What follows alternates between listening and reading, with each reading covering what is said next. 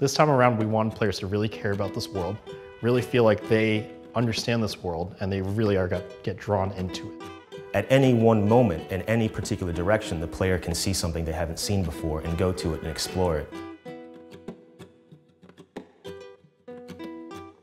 In Just Cause 4, we enter into the beautiful South American world of Solís. Vertical environments, gorgeous, diverse biomes. This is one world we cannot wait to explore. It's taking everything that we found interesting and amazing about South America as a whole continent and cherry-picking those bits and pieces and putting it together as a big world. It's a bit of a hybrid of a lot of different countries. We didn't want to just pick one and emulate it. We actually were able to take a trip to Peru just to capture the sounds of the different biomes there. How do you write a history for a fictional place? Oh, yeah, that's a great question. Okay, let's start from the narrative, okay? Who lives here? What does these people do? And then from there, we build the pieces and we make the town. Where the game starts is not where the history of the island starts. We went back to 500 years to try to create a historical context for the island that makes sense once you arrive there. Say in the grasslands, that will be composed of more contemporary buildings, where if you go up to the rainforest, where the original settlers came in, those buildings tend to be more of a colonial style.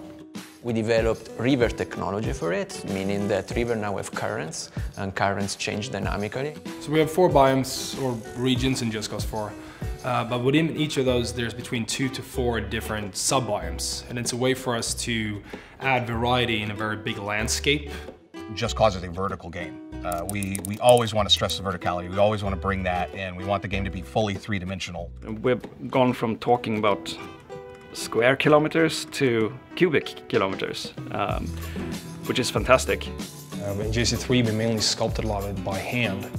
This time around we wanted to take that with us. It's still an important step, but we introduced scan data that we can take in, lift it into the engine, and then move it around and reshape it however we want to. It's not top-down projected map, it's hollow.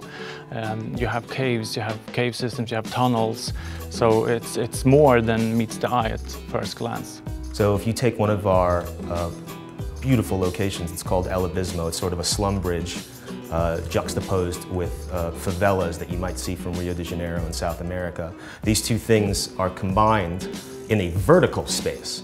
We actually have a credo at Avalanche. If you can see it, you can go there. If you poke it, it reacts. And that really goes through in everything we do, and particularly so in Just Cause 4. So one of the phrases that we like to say is a world that Just Cause deserves. But the world that Just Cause deserves, one of the things that we really wanted to do was create a playground that feels relatable. So that no matter how long you play this game, you're always going to see something new.